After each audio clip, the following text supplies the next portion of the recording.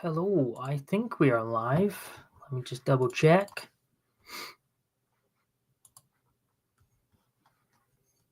Yep, I can. Hello, all. Just kind of wanted to do a last minute stream to talk a wee bit about the Black Mantle that released on Friday. I'll let people pop in before I talk about the physicals. But how are we all doing? Did you like the thumbnail? Thank you. This was a very last minute thing. I did do a stream for Silence, and I thought, oh, I'll do one for book two. But I was away on Friday for a family birthday, and we just came back later on in the afternoon on the Saturday. So I thought, let's do a chill. Hi, Abel. Let's do a chill Sunday stream. So it is really about the Black Mantle, but I'm happy to talk about books, and I'll talk about what I'm reading as well as Black Mantle stuff. And the good thing is, with the Silence of Silver stream, I did it on release day, so I was stopping people from reading it, which maybe wasn't the brightest move.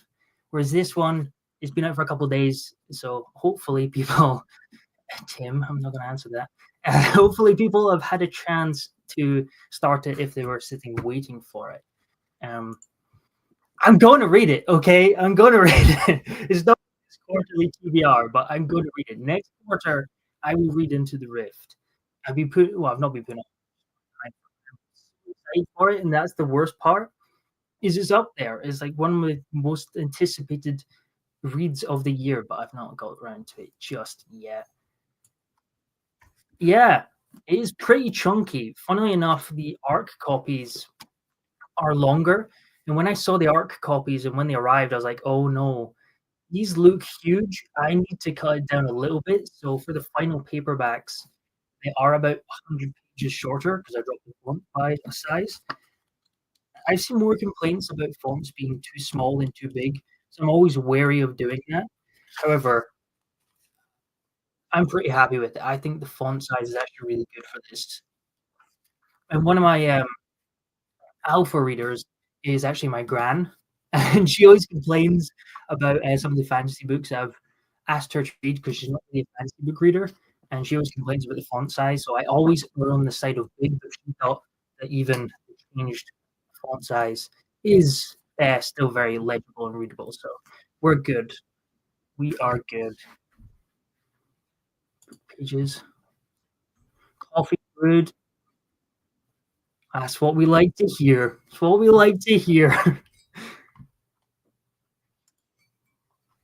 Thank you. Yes. So this is pretty much the final version.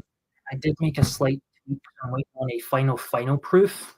However, this is pretty much going to be the final paperback. I'm still waiting on the proofs for the hardbacks.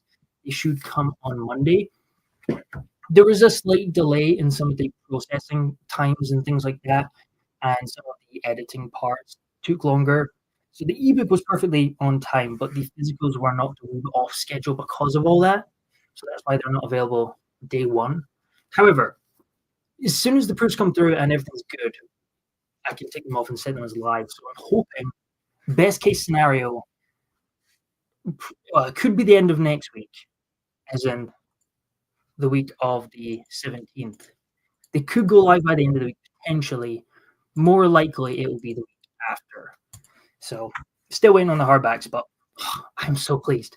I'm kind of a perfectionist, so when I got it, I was like, it's so close to being perfect. Now that I've waited this long, and when you spend so many like thousands of hours on a project and there's something small bothering you, you probably won't see it. It's just a wee bit more muted than it would have. So I kind of bumped the saturation a little bit. Most people won't even care or notice the difference, but it would bother me. It has to be kind of how I have it in my head. So it's almost perfect. But I do want to double check the final version. Hey, how are we doing? I'm glad. I've never gone live myself before, so excuse everything if I'm technically illiterate. But I think we're good. I think we're good. So how are we all doing? What are we all reading? Apart from the Black Mantle, of course.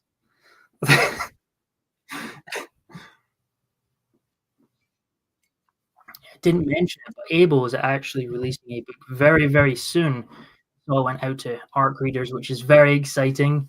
It's a nerve-wracking, but also a very exciting part of the process. I really like when people start reading it. It's good. Thank you. Yeah. So before I kind of got into writing and back into reading, music was very much my creative outlet. So they've been kind of on my wall for ages because it it looks like a musician-y background, but I don't do a ton of music anymore. I just kind of play for myself for fun. I don't really. I used to be in a band, but that was a long, long time ago. I did also have a YouTube channel where I did music stuff, but I'm just going to leave that buried. Yeah, I feel that. I feel that a lot. I kind of have a rule partly because I'm in the reviewing space as well, and I'm friends with a lot of reviewers. I have put like limitations and rules for myself for reviews because you can't open yourself up to these things all the time as a creative because some people aren't going to jive with your book, some people are going to love it, and that's great. But because I'm in the space and friends with other reviewers, and I want them to be completely honest, I only ever read reviews after a launch if I'm tagged in them. So in the past, I've seen my book in a thumbnail and gone, I hope you enjoyed it, but I'm not going to watch this because I'm not tagged in it. And it just means that people can have like an honest opinion on the book and they don't feel like they need to temper it because I might see it. And I hope that is not ever the case. And that's why I don't click on it unless I'm tagged in it. In fact, I purposefully avoid it if I'm not tagged in it and I see my book in the thumbnail. But I do always check the ARC reader responses because I'm always interested, especially with like the first lot of people who have read it. I read all of them. I go on and I read all of them because they're ARC readers. And it's good to kind of just get a feel for the reception. You do get reception, a lot of the reception from beta readers, which has been really, really positive. I was really proud of I'm really proud of the book, but getting the beta reader feedback just kind of confirmed that it is hitting where you want it to hit, and that's always good news. Hi, Sophia. Yeah, it's weird, especially when you're kind of in this in-betweeny thing where you post videos, talk about books, and also write them. It's a weird like in-betweeny thing. You need to kind of, or at least I need to find these limitations and things just so I'm not overstepping or understepping, if that makes sense.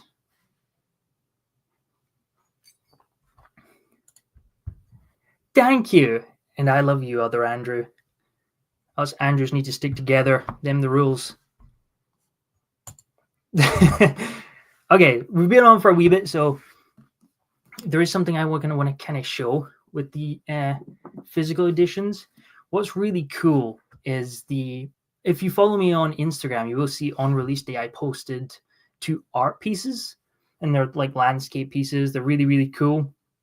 And I got an artist called Rob to do them, and he did a terrific job, one for book 1 and one for book 2. And what I've done is, because we're doing the signed and numbered copies with broken binding, I had 2 options. Either I go down to the warehouse, which is hours and hours of driving for me, or getting hours and hours of train and then paying for stay and things like that to sign the 200 books. Or I could do tip-in sheets, which is like you get a stack of sheets like this, then you sign them all, and then you send them down, and then they can bind them into the book. And around the time, it just made more sense to do the tip-in sheets. But most people, what they do for tip-in sheets is they just kind of have what looks like a normal title page, like that.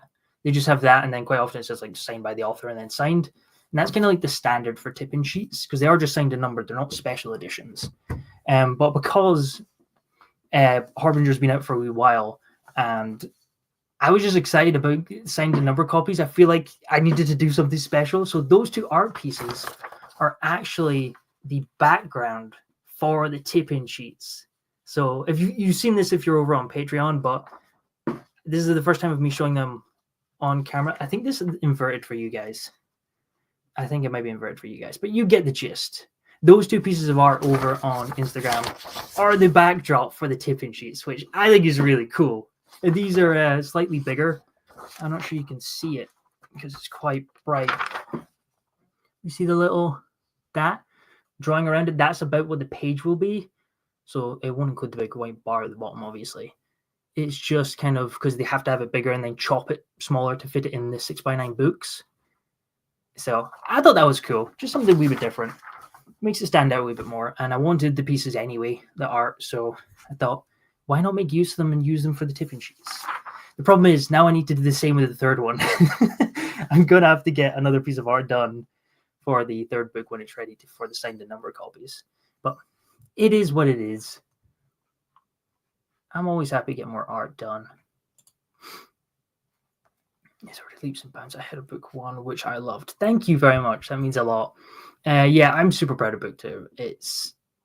You learn so much by going through the process. So even getting into book two for writing from even the outlining standpoint, I just felt a lot more confident in the story I wanted to tell. And I love book one. In fact, I've already found some readers that preferred book one, which is always going to be the case. But I do think from just like a writing standpoint, book two is stronger. And it's the same with the novella. I do think the novella is quite a strong piece because I had the experience of writing book one, but you can only get that experience by writing the book. It's not something you can build up to unless you're like Patrick Rothfuss, who writes an awesome book first time and then re-edits it for a decade.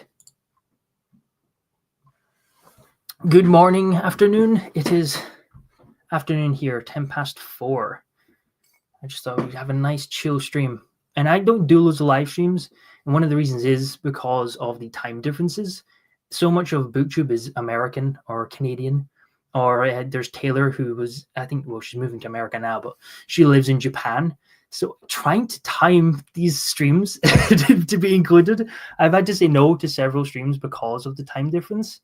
Just because I don't want to stay up till 2 for a live stream. I'll be half asleep. Thank you. Yeah, I'm really pleased with the art. I think it looks incredible. Yeah, the really cool pieces. I must say, I was really excited about the Black Mantle piece with the entrance to the Mad Palace, which you do hear about in book one, but there's a lot more of it in book two. And seeing that in art is really cool. Just the things that you've been thinking about for years and years and years and writing and, living through and then finally getting to see the art. It's unreal. One of my favorite parts of the process is getting the art, especially for the cover as well. Felix did an incredible job of the art and the creepy dead hand of a soldier. Yeah, I'll stop showing off the art now. Thank you. I'm glad you're enjoying it, Damien. That reminds me, book one is on sale. I don't think I post that anywhere on YouTube, but book one is currently on sale until the end of today. So if you want the ebook for Harbinger, you can grab it for 99p or 99 cent if you haven't grabbed a copy yet. Where can we purchase a copy? Okay, so the ebooks are currently the only thing that's available, and ebooks are currently only on Amazon. And that is because Amazon have a stipulation in their contracts that say you have to have it exclusively on Amazon to be included in Kindle Unlimited, which is the paid service they have where you pay a monthly fee and you get access to the entire catalog that they have in Kindle Unlimited. It's just such a huge user base that most indies have to opt into that because it just makes sense from a business standpoint. I am currently looking into perhaps moving away from it eventually at some point. Right now, it just makes too much sense. And to be fair, it's really cool because like on launch day, there's like 2,000 pages read. You don't get to see how many readers read it, but you get to see how many pages are read. So if you log on, it's like, 2,000 pages of book two has been read in the first day. That's really cool, just from a author standpoint.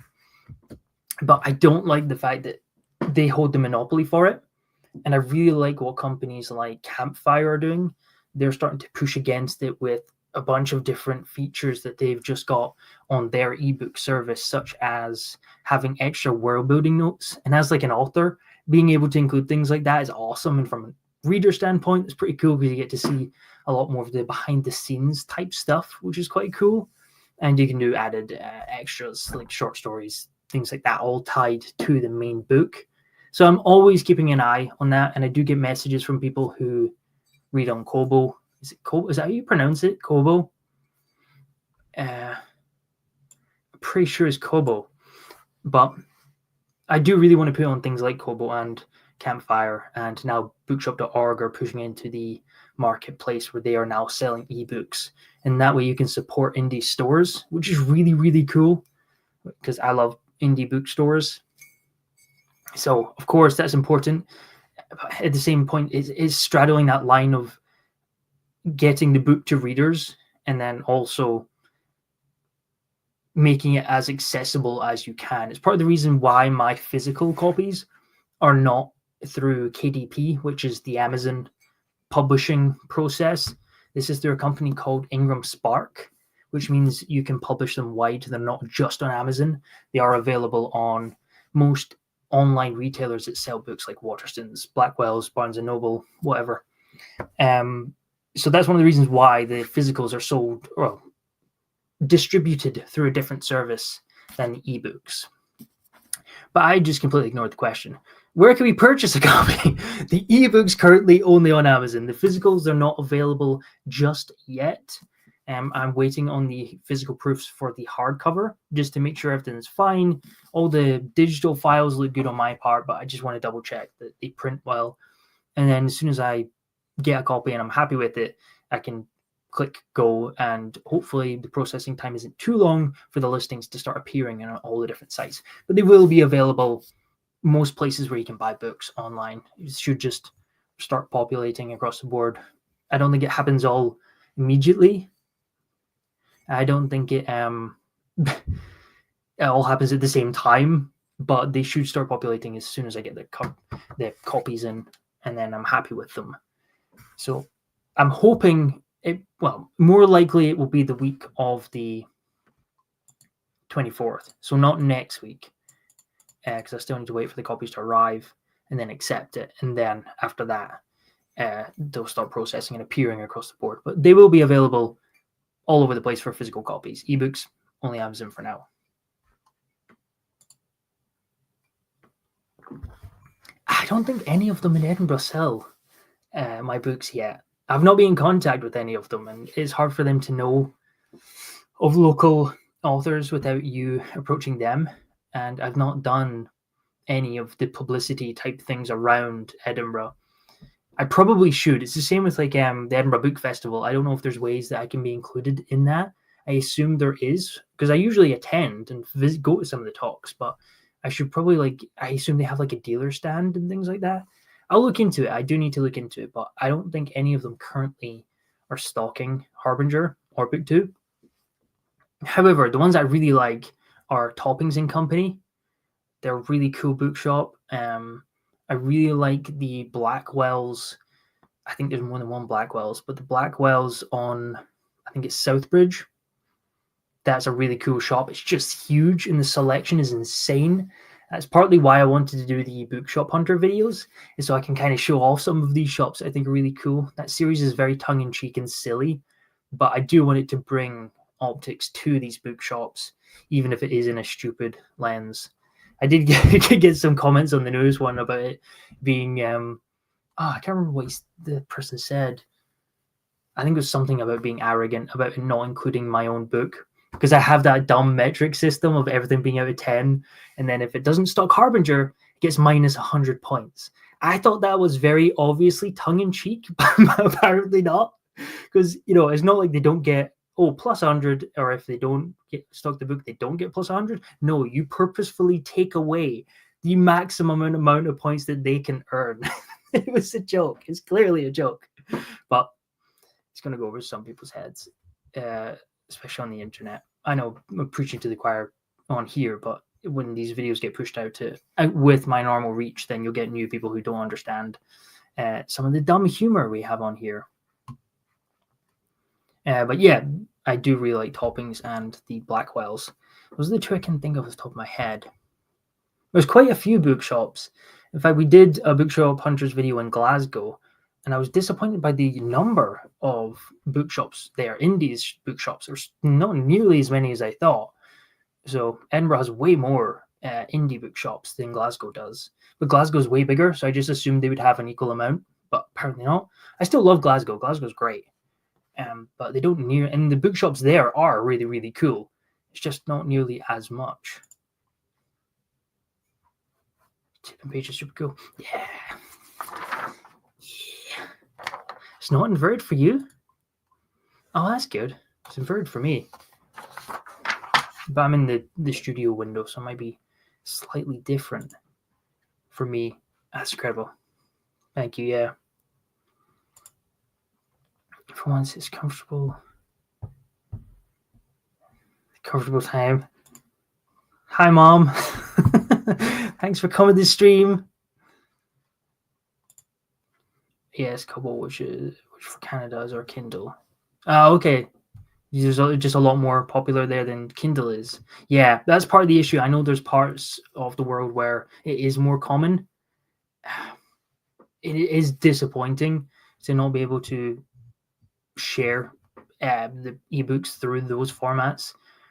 I will say the novella is available as an EPUB just to download. That's partly why the ebook isn't available on Amazon, but part of the signing up for my mailing list, and they can get it completely for free. That way, at least everyone can access at least that. Suggestion: an HD map on the website, so I don't have to flick through the. Yes, I've thought about doing this. I have thought about doing this, and a glossary as well. Yeah, so I'm currently going to revamp the website completely, and that's partly because if you've been on my website, it's not made for books or an author page.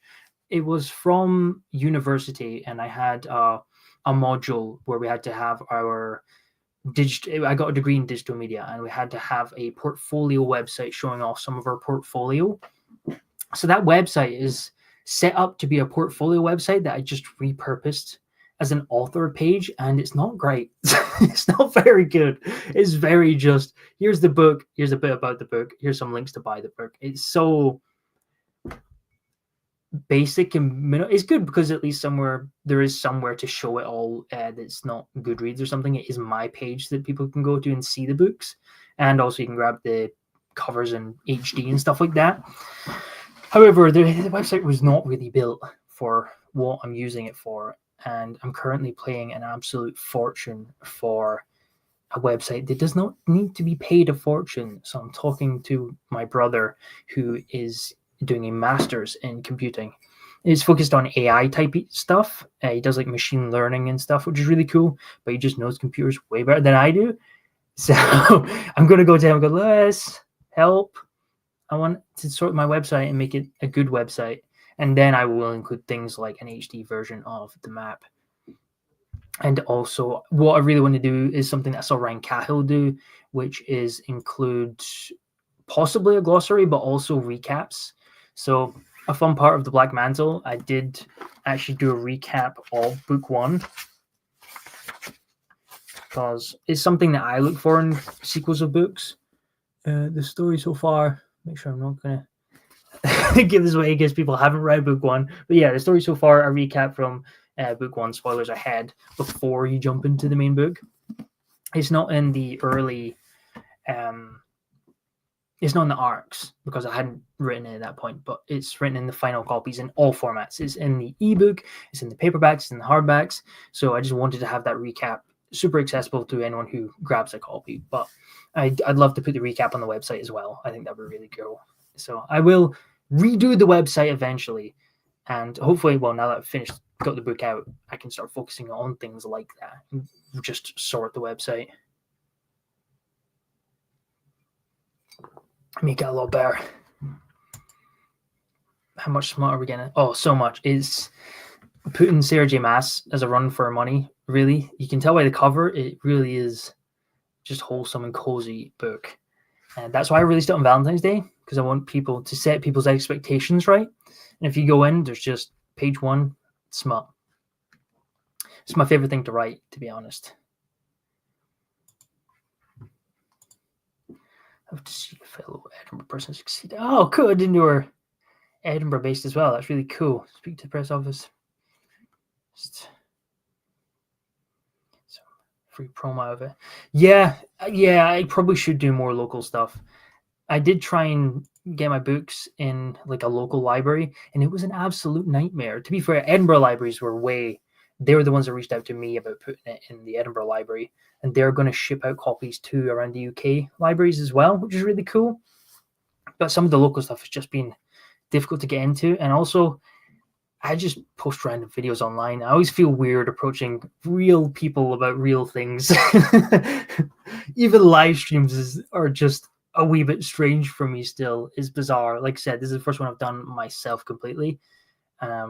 So it's still getting used to these types of things, even though I've been doing it for a couple of years now. Do you have a fan cast for Ryan and the rest of the characters? I don't. I've not really thought about it, but it would be really cool. I'll let the readers decide who they can imagine the characters are. Weirdly, when I read books, a lot of the time I picture really strange characters that already exist in my head as the characters.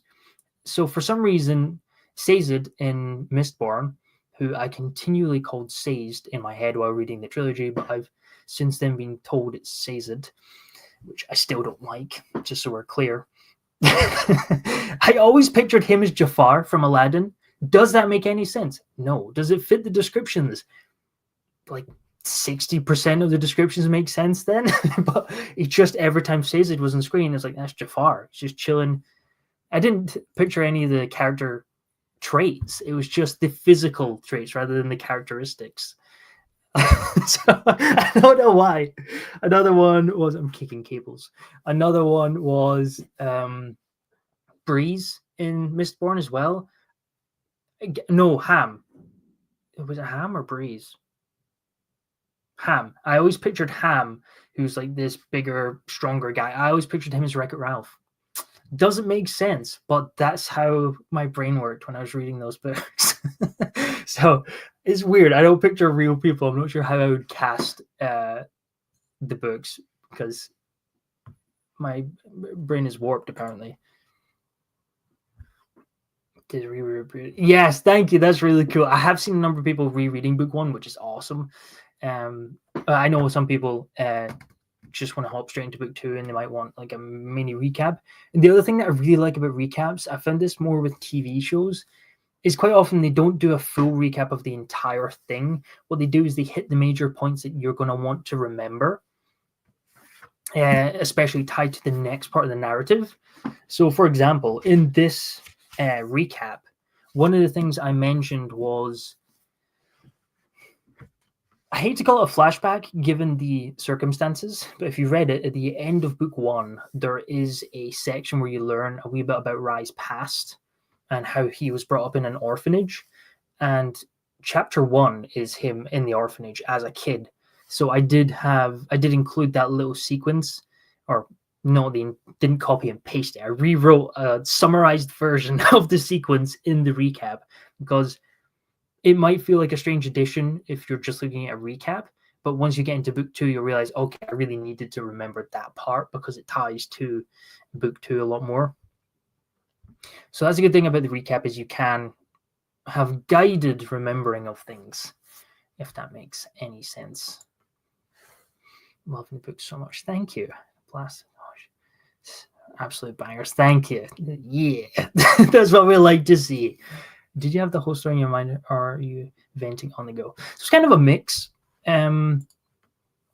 There's a lot of conversations about plotters versus pantsers, and plotters are people who have really thorough outlines, and then pantsers are the people who, like Stephen King, just kind of make up as they go along.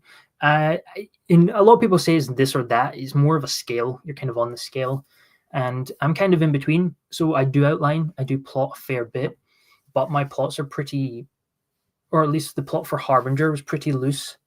And then I did broadly outline book 2 and 3. So I knew where the entire trilogy was going, but things change. I remember there was an author, Dirk Ashton, who was talking about how he went back and updated his outline while drafting. And this blew my mind. You think it's the most obvious thing ever? And I was like, that's such a good idea. Because sometimes you write so much and then it makes more sense for a character to do a certain thing, or you start writing this side character and you're like, I really like this side character. They need to be more involved in the plot, and it just makes sense narratively. And a lot of these times writing the first draft, you're kind of telling the story to yourself. So I quite often write a bit, re-outline with the updated version. But I did have a rough idea what's going to happen in book 2. And I know how the trilogy is going to end. I know all the major points. It's just kind of the small in-betweeny details. But I will say, I outlined Black Mantle way more thoroughly than book 1, mainly because I had more to juggle for multiple reasons. For book 1, you're inventing a lot of it, whereas book 2, you have to make sure it makes sense and leads on from book 1.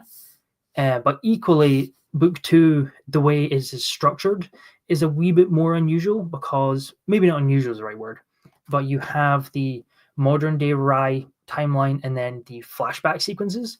And what I really wanted to do is kind of have them play off each other. So I kind of did this a bit with book 1 with Naya and Rye, and you're kind of figuring out some of the mysteries between the narrative points. So you're like, oh, there's this shadow magic creature living in Rye's shadow.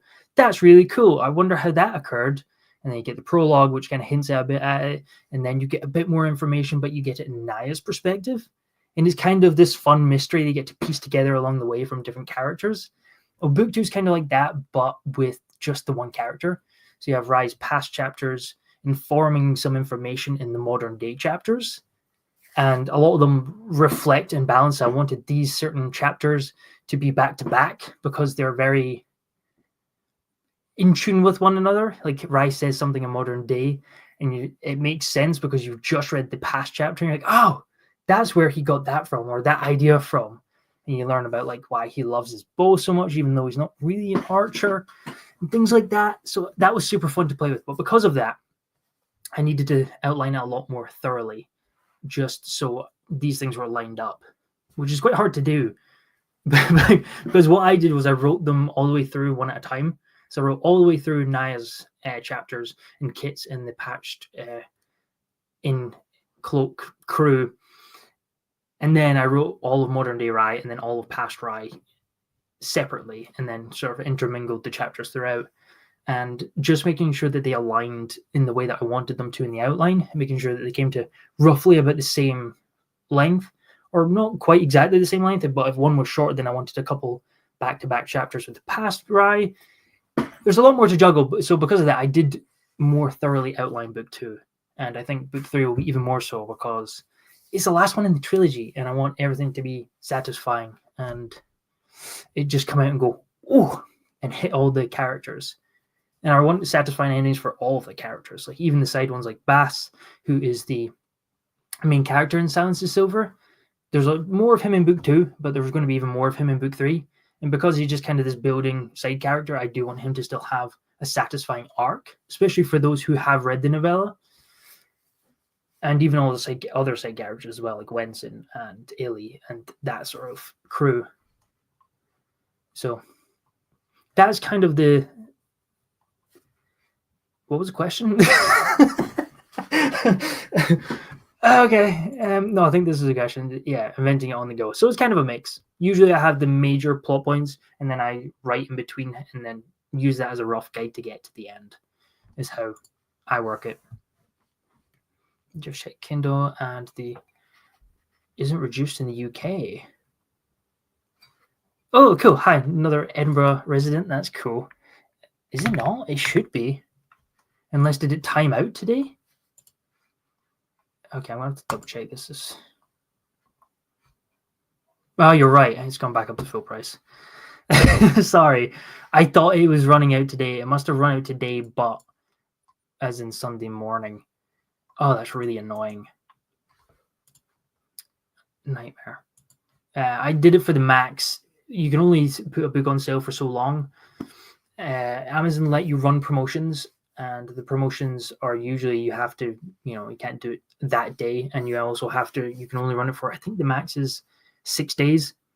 And then you don't get to do another sale until the next window. So when you publish a book, you opt into their program, and it lets you run the promotions, get your book in KU and things like that. So there will be more promotions for Harbinger.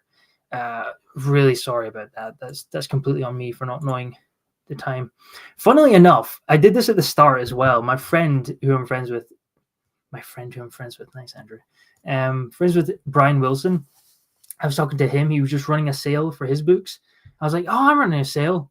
Oh, no, I went live today. I've not promoted it anywhere. So this sale went live on Monday, I think, and then I didn't start promoting it till Tuesday, which is very professional. I know. Been following you for a while. Really like your videos. Thank you. Visiting Eddie. Awesome. Bookshop Rex. I got you. Right. Toppings & Co. Toppings & Company, I think, is the full name. It's at the top of Leith Walk, and it's just outside the back of the new shopping centre. So if you're into shopping, you're there anyway. Then great. Just go out the back and wander down a 5-minute walk, 10-minute walk from out the back. The Blackwells, again, on Southbridge. Awesome. Huge. Absolutely huge. I'm trying to think what other ones. The Waterstones on Princess Street is one of the most accessible and easy to get to, and you'll be on Princess Street anyway. And what's really cool about the Waterstones on Princess Street is the coffee shop right at the top is looking onto the castle. It's so busy, it's difficult to get a seat, but if you can get there and you can get a seat in there, that's an awesome place to just sit. It's so cool. 100%. The fan art still blows my mind. The fact that someone else loves the series so much that they can spend their own creative time to make something from the book is just insane. It blows my mind. Thank you so much. There is, yes, there is, in all formats. Paperback, ebook, hardback, they all have a recap. Right at the start of the book, of book 1, the story so far. So there will be, and I'll do one for book 3 as well. Thank you, Caden. That's Caden Love, also I want to say also a very talented author, but that is implying myself to be a talented author. Who is a talented author? Caden Love, author of Elegy of a Fragmented Vineyard. A very cool book. I really need to get to it. Of course, I love recaps. They're hugely important for me as someone who doesn't often read back-to-back series, or very rarely, unless I pick up something like Dungeon Crawler Carl, which I've read that back-to-back. What's your background as being an author, and then what inspires you to write this story? Oh, that's a very good question. So I've always been really into doing creative-y things. Like as a kid, I made up my own card game because I was really into Pokemon. So like I made a knockoff Pokemon. Then I was filming sketches with my friends in high school.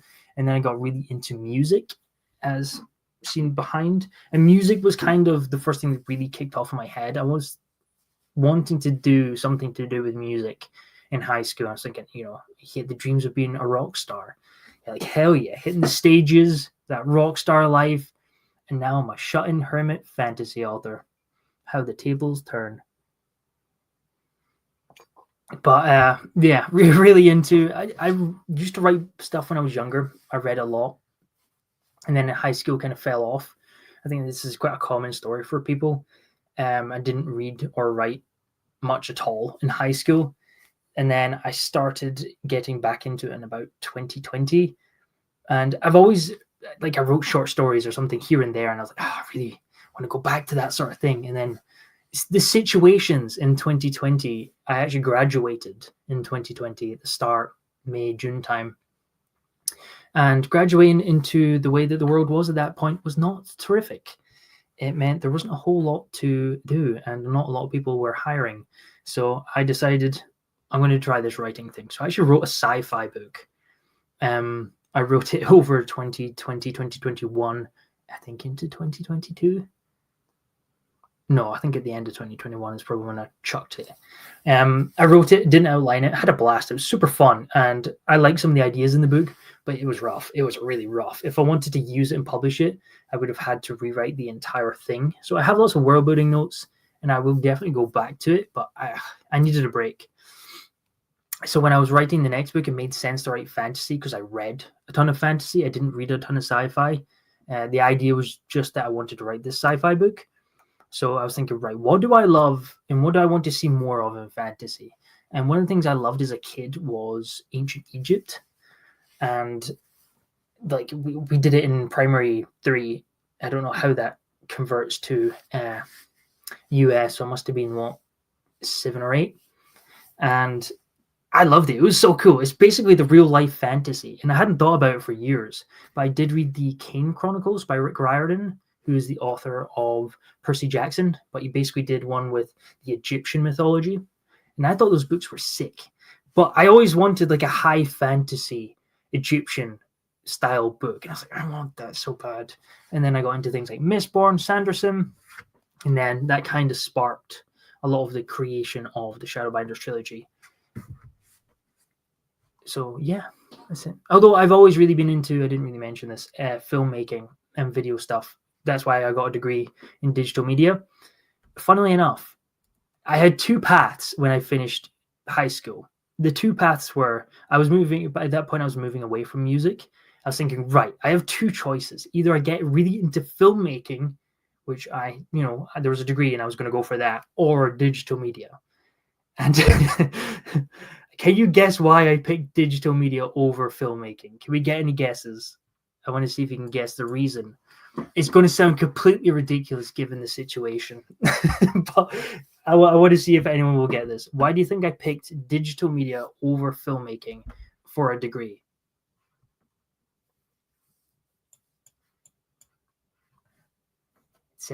It's a ridiculous reason, and it doesn't make any sense given the up-to-date stuff.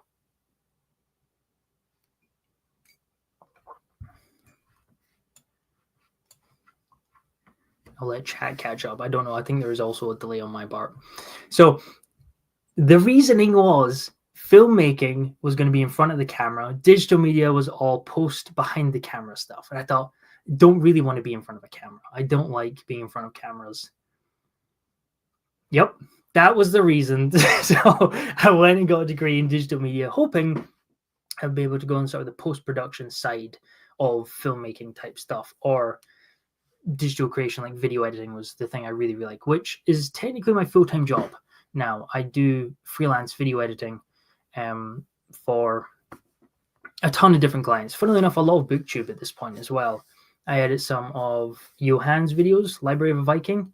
I edited the majority of Jed Hearn's videos over the last 1.5 to 2 years, and less now.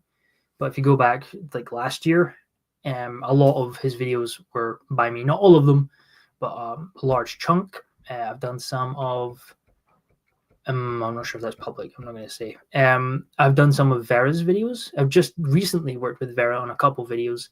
Her last 2 videos were edited by me. So I do a lot of BookTube. I also do some corporate stuff.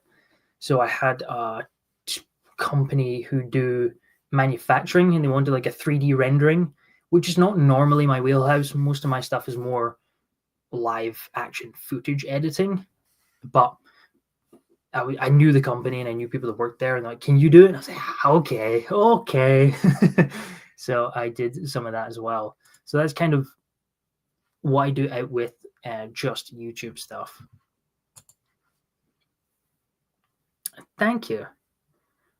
Will I find your books there? Sadly not. I was saying this earlier, but they're not actually in any Edinburgh bookshops currently. They will only know if I reach out to them personally, and I've not really done that. I think I did it with one, and then I got blanked, so I've not been excited about doing any others. Oh, Sweden.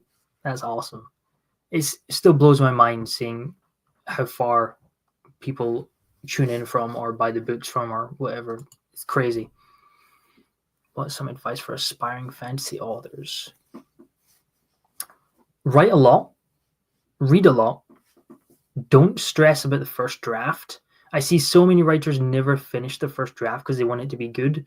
If I showed you the first draft of some of my books, they're just not good. They're pretty horrendous. It's very much getting the story down. It's a lot easier to iterate and improve it through drafts than it is to get it good first time round. So I would say don't stress and don't rush it.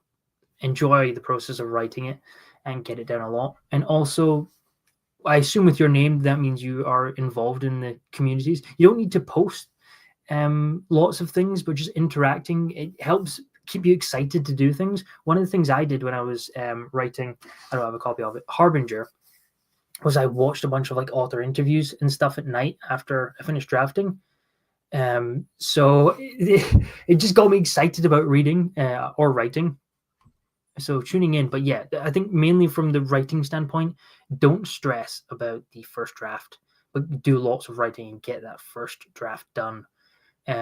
Is just huge because I don't know exactly the percentage, but something insane. The number of people who start books and don't finish it. Yeah, don't stress about it, but do stick to one project. That's the other thing. It's so easy to start writing a project and think, oh, but this idea is really cool. It's your brain sabotaging the project that you're working on. It's not a good idea. Stick to a project, finish the project, and then well, like I said, I wrote a sci-fi book and I chucked the entire thing, but because of that, Harbinger was a lot better a book because I'd already written that previous book. So you can either decide to re-edit that first book that you wrote, or you can write an entire new one. Most people rewrite and don't scrap the entire first book. And this, again, it depends very much if you're planning on self-publishing or going the traditional route. There's tons of videos on which way like comparisons of which way to go. But this is more from a self-pub perspective because trad, they like to know that you're working on something new. So once you finish it, you edit it, you give it to readers. Lots on as many readers you're willing to pick up the book and give it a try and get feedback from. Huge, absolutely huge to get some proper reader feedback. And another thing is I see a lot of early authors just going to writing groups, which is great. I'm not critiquing writing groups. Writing groups are really, really good, but writers look for certain things in books. A lot of the time they will try and edit the book how they see it. And that's not necessarily the only perspective you want. There are some things you will only hear from other writers that might be very useful, but you want readers to read your book because readers are the ones, that's the demographic. Those are the people who are going to be reading it. And a lot of the time they give more of a large scope edits. They're like, oh, this character, I'm not sure why they did this. And they can go, oh, okay, I need to work on that character motivations to make it clearer. Or I got kind of bored about this part. And they're like, okay, it's too slow paced. A lot of the time they give you the problem, whereas writers quite often try and suggest solutions. And you don't want to be suggested solutions. You want to take a problem and then you can decide how it works for your narrative. So make sure it's a mix. I'm not saying just use readers. For some writer feedback is fantastic too, but make sure it's not only writer feedback, which I have seen be done before. Yes, that's the other one. I forgot about that. Transreal Fiction in Candlemaker Row is an awesome bookshop. And oh yeah, I should message them. Yeah, they have a great selection. I do really like that bookshop. It's awesome.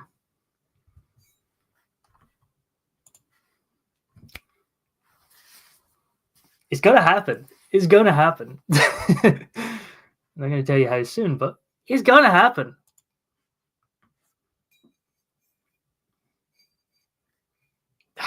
Thank you. Thank you. So yeah, the shadows, I wrote them to just kind of be this fun fantasy element, and it was something I really wanted to play with, especially with that sort of aesthetic setting. So sort of ancient Egypt sands, lots of shadows because it's very high contrast compared to the bright sun. Just aesthetically it made sense to have sort of like a magic system based around shadows. And magic system is a very loose word in the terms of the book if you've read them. But I really like how they changed into also being tied to the characters because they are separate creatures, but how they play off, the shades play off their hosts is a really fun dynamic that I really, really enjoyed to play with. And there's things that I think only some readers who will have personal experiences might notice some of the similarities and connections between the shades and their hosts, especially in book one with Naya. A lot of that is sort of like a visual representation of like mental health issues, and having that and using Bomb as like that part of the character development was really, really fun to play with, and kind of a very cool visual way to explore some very deep themes, but not have it too on the nose. It was still quite a lot of people don't necessarily pick up on it unless they know. So sorry, what's the best way to get your books if we already covered it. No, it's all good. The good thing about my books is I tried to publish wide, so you can get them kind of anywhere. You can, the physicals you can get anywhere. The ebooks you can only grab on Amazon currently, sadly. But the ebooks are on Amazon. The physical copies are available all over. You can get on also Amazon, but also Blackwell's, Waterstones, Barnes and Noble, bookshop.org, which means you can opt in indie bookshops and then they get a cut of the sale as well, which is really cool. So there's tons of different ways to get the physicals. If you missed the start, just to let you know that the physicals for the second book aren't quite out yet. I'm waiting. The listings should go live in the next 2 weeks or so. Oh, cool. That's really cool. Yeah, that's awesome. That was potentially going to be one of my routes that I went into, but with when I graduated, there wasn't a lot of people hiring, so I started doing lots of freelance stuff. I also worked in an office doing remote work that was completely unrelated to digital media, but I just knew some of the people who worked in the office and it worked for the time. How much outline did you do for shadow binders? Like I said, I did more and more for every book. I wanted kind of like an overview of the entire trilogy right at the start, so I knew where I was going, and I knew how book 2 was going to end, and I know how book 3 is going to end, and I kind of knew roughly where the characters were going to fall and their sort of arcs through the narratives. And then I made sure to thoroughly outline Harbinger, which was not huge. Usually I just sit and I make sure I have all the major points, and then I kind of write between them. But I also write a fair bit for character arcs. There's lots of really interesting books, like I like these two. Save the Cat Writes a Novel. Really good for structure, but also has some good stuff in character. And also, I really like this one, the Fantasy Fiction Formula. I've not read all of it. I only read chunks of it, but it has some really cool, broader ideas. There was one part that I really liked that was, here we go, SPOOC examples. And it's this type of structure you have to write for a book before you write it. And it's like situation, protagonist, objective, opponent, and then the climax. And it kind of just makes sure that these elements all make sense and they're intermingled. So I do recommend checking out something like that. And that was kind of like an upfront way to make sure that it made sense and that it was tied together well. But my outlining for Harbinger wasn't huge. I'm trying to think about exactly how much. I would say a couple A4 sheets, maybe 3. I don't know word count because it was kind of across different documents. How did you self-publish your books? So I really want to do a big video on this and do like a chunky, almost like a documentary type thing going over the entire process. But I got a professional, the book first of all went off to beta readers, which is like an early team of readers that just read it, check for inconsistencies or what they think of the book, so you can make edits before you start getting into anything else. And then I got an editor. I got my editor, Sarah Chorn, incredibly talented editor, and she did a full edit of the book. And she kind of does dev edits, which is developmental, to do with the story and the characters, but she also does line edits, and her line edits are terrific. So we did that, and then we did kind of like a proofread, and then we did like a last pass. And this isn't including all the drafts of writing before it went to the editor, because the editor, you want to be very, very happy with your book before you send it to the editor. It makes their job easier, but means that they can also pick out some of the things that you will miss. So in getting a good editor is one of the key things in my eyes, because even just what I learned from working with Sarah on the first book was worth the weight in gold. So get an editor, and then you want to get the cover art. And then there's formatting the book to make it look pretty. I've got these cool chapter headers and things like that in. And then you go through a service, and there's different types of services. I use Ingram Spark, and they distribute the books. So you give them the files, and then they print and then send the books to the customers, so you're not even involved. Because trying to ship all the stock from here would be an absolute nightmare, and it means people are paying a fortune for shipping if I was doing it myself. Whereas these are print-on-demand companies, and they have printers all around the world. So if someone in the US buys a copy, it means it prints in the US and then ships to them, which is really cool. Saves a lot of also waiting, but also shipping costs. So that's kind of how it works, as a very vague overview. Oh, wait there. I'll come back to this. I'm trying to avoid Amazon. Yeah, I know Amazon kind of have the monopoly on ebooks currently, which isn't great. I'm not a huge fan of it, but they have a stipulation I was talking about earlier that means that if you want to be in their programs, you have to have it exclusively on Amazon. So my ebooks are exclusively on Amazon, but my physical copies are published wide, so you can grab them kind of anywhere. Because I know I'm the same at sea. I don't like that they have the monopoly of it. Great, thanks. Live in Switzerland. It's not that easy to get physical books for a decent price. Yeah. I will say it's worth looking at your local online stores. A lot of people have come to me and said, I don't like online retailers that you use in Switzerland. I'm not going to know them personally, but it is distinctly possible that they are able to order in copies, because there will be printers in other parts of Europe. I don't know if there's one directly in Switzerland, but there will be one pretty close by that they should be able to order copies from. Yeah, I hope it's that they're able to get a copy there. I think I've had sales in Switzerland before, but again, I don't know about shipping to all the different countries. It's difficult to manage all of them. Greetings from Romania. I would like a Broken Binding edition. So the Broken Binding editions are sold out. They were just signed in number copies, and there was only 100 of each book. So they sold in like under 6 hours, which is insane, absolutely ridiculous. But I need to message them about getting other signed copies in stock. So it won't have the art on the thingy sheet, sadly, because this is just for the signed and number copies, and we only hit 100 of them. But there should be signed copies. Unless, do you mean a special edition? Have I completely misread this? There might be a special edition eventually. Well, that's what we're hoping. With how well the set did, hopefully one day we can get a special edition with Broken Binding with some cool art and end papers, interior art, maybe new covers. Although I do love the covers, but that would be awesome. I'd love to do a special edition. Sci-Fi Online Store has it. The shipping is cheap. Okay, that's good. And they ship all around the world.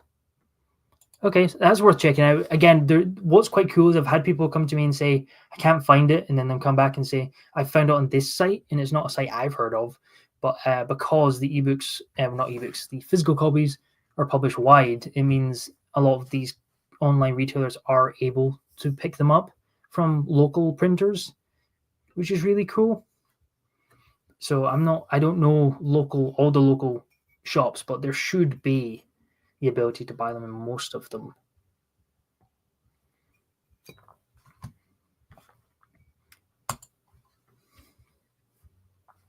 Okay, I think I've rambled enough on book 2.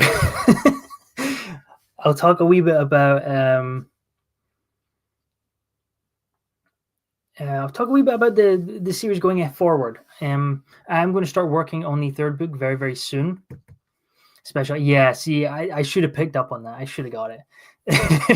Hopefully, one day it's a possibility. But yeah, I'm going to start on book 3 very, very soon.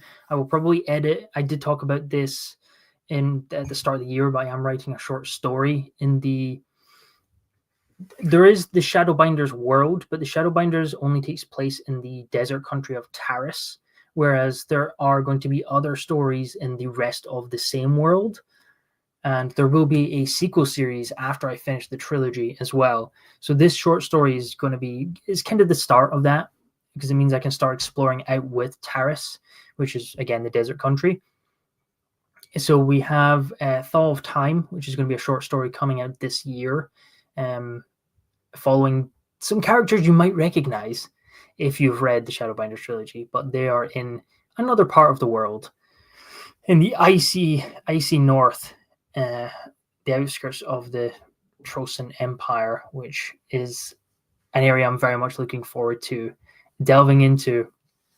And I've already started, it's just starting to hint at this larger world. I think book 2 does a pretty good job of that. At the end, there is kind of hints at some other stuff, and I have mentioned other locations even in the first book, and I do plan to eventually visit all these locations. And there will be more novellas following more characters in other parts of the world, but we will also hit the sequel series once the trilogy's done as well. So I'm looking forward to that. I'm very much looking forward to it. I've already been outlining and planning it, and a lot of the things in the trilogy are setting up things in the future series too. So I'm very excited. I'm very, very excited about getting to it, writing all that. I do think that book 3 is gonna take a chunk of time, because this is quite a chunky boy, and I think book 3 will be even longer, which is great. I'm looking forward to it, but I'm worried. I'm very worried. Especially because it's the third book of the trilogy. There's a lot of pressure on making it right. So I'm going to spend my time and really make sure it's exactly how I want it. Storm of Shadows coming out next year. Definitely next year. As long as there's no, I don't get, attacked or something by ravenous birds.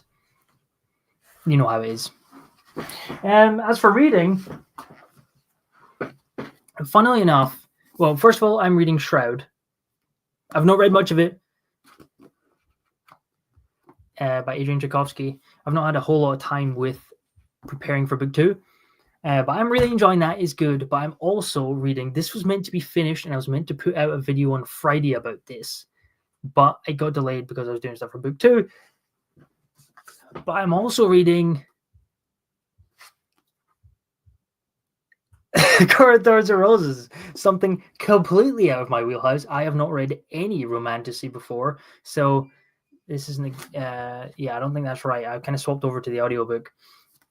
But because romantasy is such a huge part of the industry, and the fact that I am in the industry and writing books, it would be a sin to not have read any romantasy. And I was going to make one for Valentine's Day, and it was going to be a fun little video. It didn't happen. The video is still going to happen. I am currently reading this. I've just not finished it. So that'll be next week. I do want to do a video talking about my thoughts on A Court of Thorns and Roses. And I'm excited. It's just so different from what I normally read. I'm like, let's do it. I'm up for it. So I'm enjoying it. Am I enjoying this?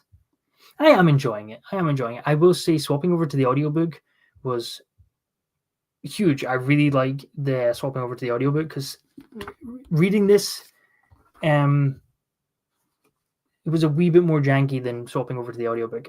I read the first chapter, and there's a fair bit of repetition, and I can't remember. There was one term that was just very modern, very anachronistic. And I just thought, I'm not sure how I'm going to feel about this. I don't want to just make a video hating on things. If you follow the channel, you know I like to be positive. But I swapped over to the audiobook, and I'm enjoying this a lot more now. So I will be finishing that and making a video for it next week. Then I want to hop into The Lesser Devil after loving Sun Eater. I need to read this before March, because we are reading Howling Dark in March. So The Lesser Devil is the novella in between book 1 and 2. It's pretty short, so I should be able to bash that out next week as well. And also, over on the Discord, we are reading Blood Over Brighthaven, which I've not started, and I'm mad because everybody's really enjoying it. And I'm really excited for it, because I love the Sword of Kaigen. And my copy arrived, but I've just not started it yet. So I might do the audiobook for this after I finish the audiobook for Court of Thorns and Roses, and then read Lesser Devil physically, as well as Shroud. And that's kind of if I could read all of them by the end of the month, that would be an achievement for me, because I'm not the fastest reader. If you follow the channel, you know that. It's very rare for me to read very quickly. But those are the books I want to read. One of them's a novella. Should be fine. Should be fine. But it's funny, because you spend your whole time looking at words, and you're like, yes, it's time to relax. Let's look at some other words. Sometimes it's nice to have a bit of a break. I do want to play some more video games and things like that. I was pretty burnt out after finishing Black Mantle. Not just because of the Black Mantle, I had lots of other things as well with client work. But hell yeah, let's do it. I'm up for it. I must say, I was writing Thaw of Time, the short story, and the first draft is done. It's already finished, and I was writing it. It's probably the closest thing you'll ever get from as a cozy book from me. I remember writing it and going, this isn't quite vibing. I'm not sure why I'm not quite into this. I was like, oh, no one's dead yet. Not killed enough people yet. I think I need to kill more people, pull a bit of a red wedding and try and save this situation from me. That's not what I did. I didn't pull a red wedding. It's still pretty cozy, and it's still probably the coziest book you'll get from me is Thaw of Time, or a short story, and I actually really like it because of that. There's an element to this story where I took heavy inspiration from Home Alone. Take from that what you will. But I'm very looking forward to editing that and seeing what some of the beta readers think. But yeah, again, I want to do more, maybe not romantasy with Rye. Can't see it happening. He's not a loving guy. Or yeah, he's not he's Rye. It's not gonna happen. Yeah, not yet, sadly. I'm very excited for it though, and I do plan on reading it very soon. Because all the reviews have been really, really positive. I'll try Fourth Wing is from Romancy Bingo Chip. Yes, funnily enough, that was the other one I was on the fence for. And I was looking, okay, I want to do a video on not a loving guy yet. I knew I wanted to do a romancy video for Valentine's Day. I was like, okay, the two biggest romancy books are Court of Thorns and Roses and Fourth Wing. And the reason I went with Court of Thorns and Roses is just because Sarah J. Maas has been about for longer. But funnily enough, Fourth Wing was the other one on my list. I was thinking about reading. Fun story. I bought a copy of Fourth Wing, not knowing what it was about. It was just a Dragon Rider fantasy that everybody was super excited for. And then I remember getting the hard copy near launch, and I looked at the cover, and it's like a sizzling sexual tension something. I was like, oh, this is not what I thought it was. I like having romance in books. That's fine. I'm not sure if I would read a book only for the romance. And not saying they are just only for romance. Again, I have no experience with it, which is why I'm reading it, and I'm very excited about checking out more romantasy. Hi, I'm late to chat. Are you planning to make special editions of your book? Maybe one. Well, no, sorry. Definitely one day. In what form and in what way, I'm not sure yet. It will happen. If, worst case scenario, I will do it myself eventually. The focus is to get the trilogy done. But if I'm working with another company within that time, great. If I'm not working with a company on that, there's nothing. I'm not currently working with a company. That wink was not for that, but just we know what company that I would like to work with. Then yeah, we could do it soon if I was working with another company and I wasn't taking all of the production and the hit with all the upfront money and stuff like that is very expensive. But eventually, I love special edition books, so it will get to the point where I will make my own if I don't work with another company on making a special edition. Yeah, I'm really excited, especially when I heard about who the point of view character is. I was like, oh, okay, following him is a choice. I'm very intrigued. I don't know if it's a spoiler or not, but I'm very looking forward to it, especially because of who we're following in it. Would you like to? But how would you sell your series to a person who never read it like me? It is a dark epic fantasy with ancient Egyptian influence. That's kind of the tagline I go with. If you like dark epic fantasy and you want it in kind of a deserty setting, I got you. And also, I really liked Bearded Book Beast. This is now my go-to comparison titles when people ask about it. And I really wish someone told me this earlier on, and I would have used this in the marketing for book one. But I didn't make the connection then. But I really like Bearded Book Beast calling it Aladdin for the setting, meets Venom, because it kind of has this magic system that's akin to kind of Venom, which I've still not seen, but I know who Venom is. And Stranger Things, because it has like an otherworldly aspect to part of the narrative. I'm not going to spoil, but it's pretty cool. Bo, thank you very much. Cheers. Bo is just a champion of the community.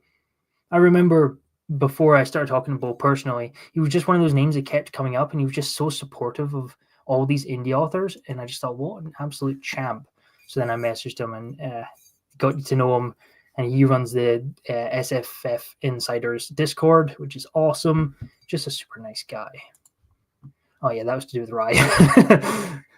Brighthaven totally took me by surprise. I loved it. Yes, I'm excited for it, I must say. Especially with what I've heard about it, it sounds right up my street. And I loved Sword of Kaigen by the same author. And yeah, I'm very excited for it. It's going to be a pretty good read. I have quite a few books to read, but I'll get there. I will get there. The plan is to take a mini break before I get back to writing. So I'm going to do some reading in that time, which will be super fun. Have we really been live for an hour 10? Jeez. Okay. I better think about signing off fairly soon, but if we have any other questions, please feel free to drop them in the chat. Do you plan to read The Bound and the Broken? I've read the first 2 books and the first 2 novellas, which means I'm technically on the Chunky Boy of War and Ruin. And I actually got an e-arc for War and Ruin. So like the day, before it came out, I got an e-copy of it. But the size has just terrified me. It's just so big that I was like, oh man, this is going to take so much time to read. And what I really like about Ryan's work is each book is better than the one before. Like, I liked Of Blood and Fire. It was cool. But I really liked Of Darkness and Light. And then Exile is one of my favorite novellas that I've read. And The Fall I really liked too. But The Exile I liked even more. So it gets better and better. And I keep on hearing of War and Ruin is the best in the series. So I know I'm going to love it. It's just the size of it is ridiculous. And part of the problem is now that we have the read-alongs over on the Discord, that's 1 book a month I definitely want to read and have to read for that. But then get arcs and things, and also that's falling over. I do need to occasionally make that's what I've heard, and I'm so excited to read it. I ended up buying a copy. I do have a copy of it. I've just not read it yet. But I keep hearing about how good it is. I'm like, I just need to block out like a month and just read that. But then I'll have nothing to talk about on the channel for a month. So I need to come up with some other video ideas just so I can take a break from making videos directly about books. But yeah, no, Ryan's great. I met him, I've spoken to him online a good number of times, and I met him at Worldcon. And he was one of like my inspirations when I was writing Harbinger. I used to watch all his interviews and stuff like that. He's just one of those nice guys. He just seems so nice, and meeting him in person, he is genuinely that nice. And it was just cool to see. And he speaks about it so well. He does speak about it. It's hard not to skip the next Sun Eater book. I'm going to stick to schedule. Yeah, I know. That's the only thing about having to read along for the Sun Eater books bi-monthly is that I know a number of people who are just like, I want to pick up the next one now.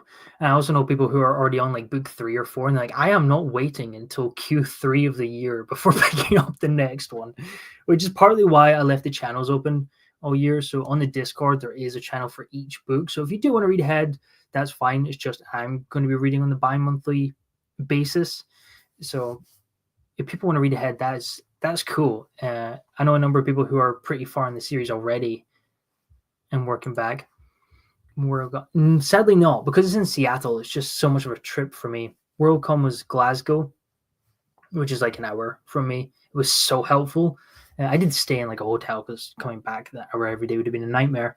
But Seattle's it's too far a jump this year. I do want to I'm thinking about going to Worldcon anyway in 2026. I believe that's going to be in Canada, right? I believe so. I know a number of people who are going to the Canada one who were at the Worldcon in Glasgow, that I'm friends with, and I want to meet a bunch of people who are going to the one this year, but it's just so far and so expensive. I am going to the Fantasy Worldcon, which is different from that Worldcon, in Brighton in October, end of October. It actually covers Halloween. It's far away, but it's not that far away from me. It's pretty easy to access because it's other side of the country.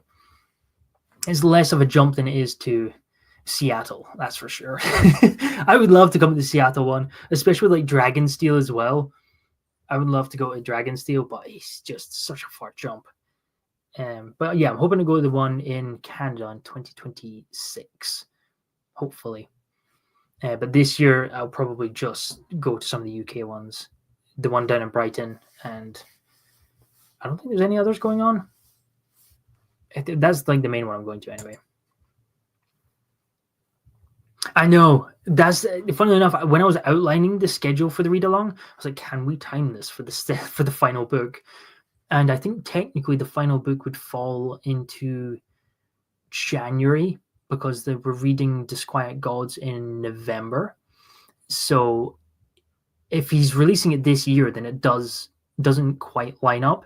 However, the second month of every second month is, well, you know this, Don, is voted by patrons. So if we read Disquiet Gods and everybody votes for Shadow, what's it called? Shadow, what's the final Disquiet? No, what's the final Sun Eater book called? Like Shadows Never Left, Shadows of Time. Shadows of Time. I'm getting mixed up because I have a chapter in the Black Mantle called something like that, and I kept on getting my wires crossed with the names. But if they vote for it in December, we could read Disquiet Gods and then the final book in December. I don't know when Rocky was planning on releasing the final book. I believe he's a couple chapters away from finishing it. He did a update fairly recently. He just had a kid, which is insane that he's still releasing books at that rate, as well as doing all these special editions and side stuff, because he's got a Murdered Son, which is the alternate version of Empire of Silence that he wrote before Empire of Silence, and they're doing a print edition of that with Andrea Books. I think that's how you pronounce it, Andrea Books. And then he's got the Broken Binding editions. I assume we're getting the next 3 books with them this year after the first 3 books coming out last year. But he's also doing the entire set of Sun Eater again with Andrea Books on top of Murdered Son, which is just wild. That man has so much going on. It's insane.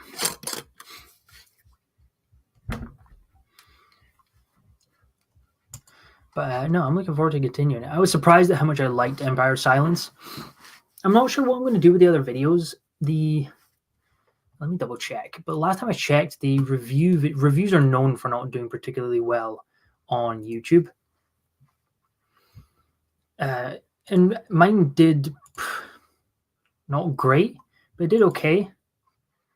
So the question is if I keep... yeah. In comparison to the others around it, it did not bad. So the question is if I try and play with the format and do a different type, either do like a spoiler-filled chat, which I think less people will watch, but because you need to have read the book, but it could be fun to do like a live spoiler-filled chat or something like that instead of reviews for each book. Or I'll just do reviews for each book. Who knows? Maybe I'll do both. I do like making reviews of books, but it doesn't seem like that many people are interested in them. Who's your favorite author? So don't ask questions like that. That's like one of the illegal questions. Like, what's your favorite book? You know. No. I would say probably just for sheer volume of entertainment, Brandon Sanderson was the author that brought me back into reading.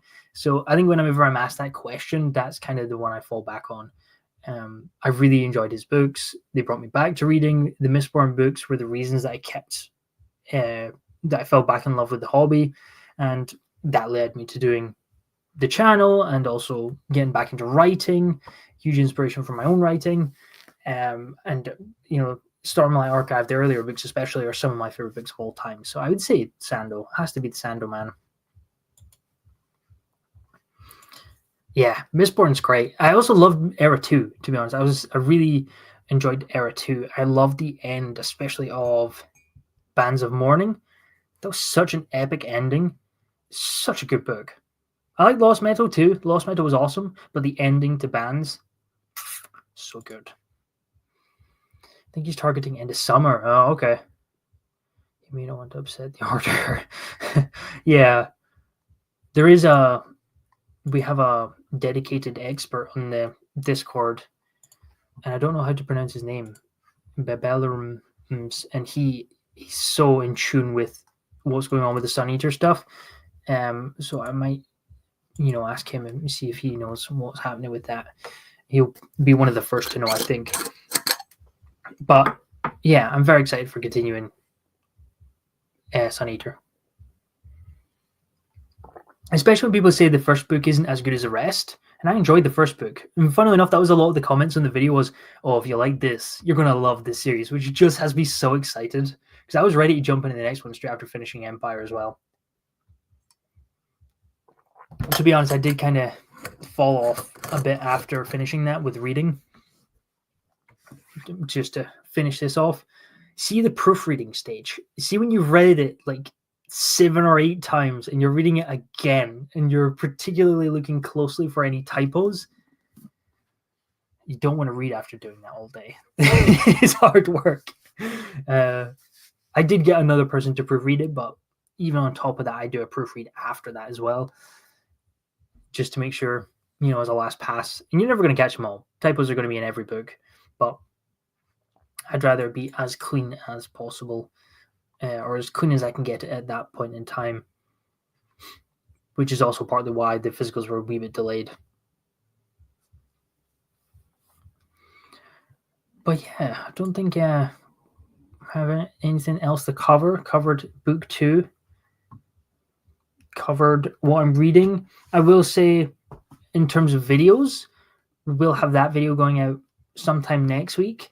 And because the book took longer than I thought, I threw off a couple of videos that I was in the middle of making or scripting or sorting, doing the pre-production for. So I'm not quite sure which ones I'm going to do next. I need to go back to my schedule and reschedule some of these old videos I've not shot yet.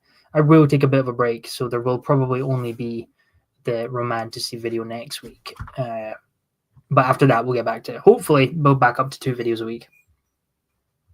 And that's a plan. I assume we'll have the new release video soon. I usually try and get that out. Yeah, that'll be the week after. So it'll be a new release video and something else the week after next. So that'll be good. Looking forward to getting back to drafting as well. Drafting is one of my favorite things, getting that first draft down. Very, very cool. And I've got some side projects as well.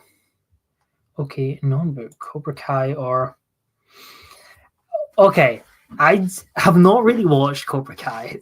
I watched part of the first season and kind of fell off, so I'm sorry, Bo. I can't... whoever... I'm going to trust your opinion, and whoever you think, I will also vote for that team because I've not watched it. My uncle loves it, and he talks about it every time. He gets so excited about it, and I'm like, I don't know what you're talking about. I don't know who these people are. I did watch part of season 1. It was pretty good. I'm just bad at not finishing TV shows. Sorry, Bo. Sorry. I do want to, with my break, I will play more video games and watch more TV just to get away from some written word for a wee while. But I've been playing Final Fantasy VII Rebirth since it came out, on and off. I play it for like a fair bit for a wee while, and then I get busy and then don't play it. But I really want to finish that. That's such a good game. Any Final Fantasy fans? But yeah, I'm playing Rebirth right now, and I want to finish that. And that's kind of... I'm not going to say that's my goal for the week, but it's what I'm going to be spending most of my free time doing this week. And maybe I'll watch Cobra Kai. Maybe. Probably not. But I'm glad to see all the hype around it. People seem to be loving it. Okay, if there's no more questions, I will head off now. This was quite fun. I've never done like a live stream just chatting with people in the chat and talking about stuff. But I am very grateful for all the support with Black Mantle. I don't talk about sales numbers, and it's not because I'm averse talking sales numbers. I think James Doolan does a really good job having these transparency posts talking about all the business side, which is super cool. But it's partly because I don't keep track of it as closely as I should. But I do know that the sequel outsold more than double book one with the pre-order numbers, and that was without physicals. So I'm incredibly grateful for all the support with the book. I know the physicals aren't available on day one, and I am sorry for that. They hopefully will be available soon, but I'm still extremely grateful for those who did pick up the book. What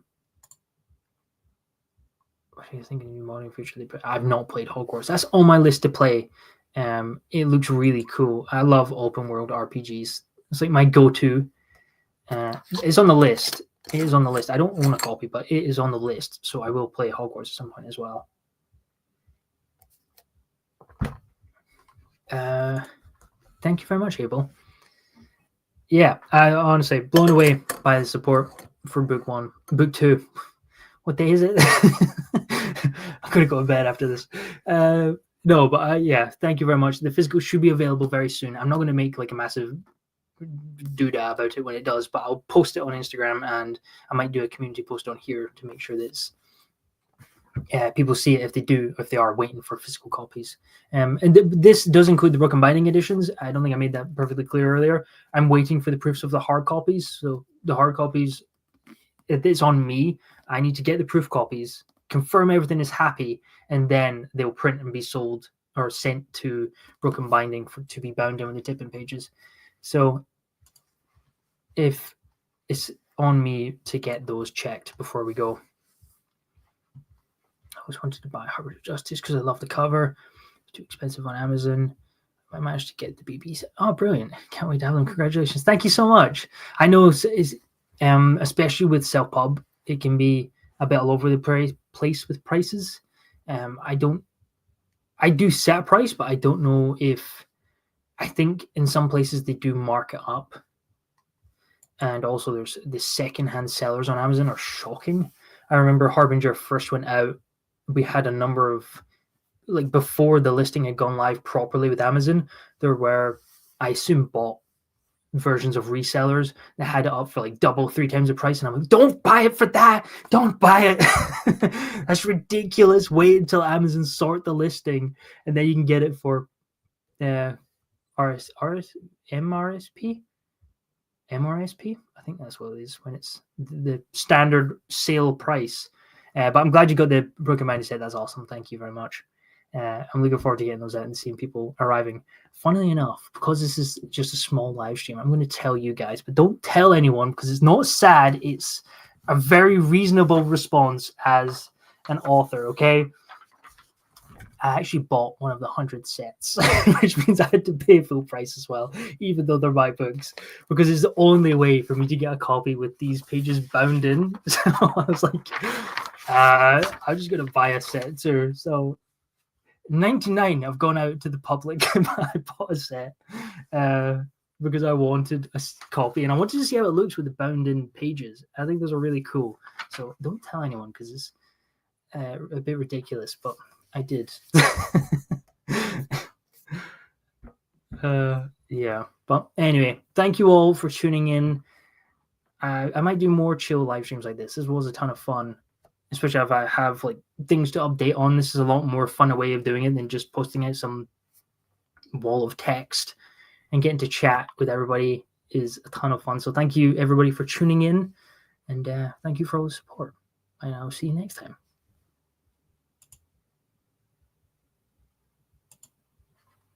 Oh, it's multiple buttons.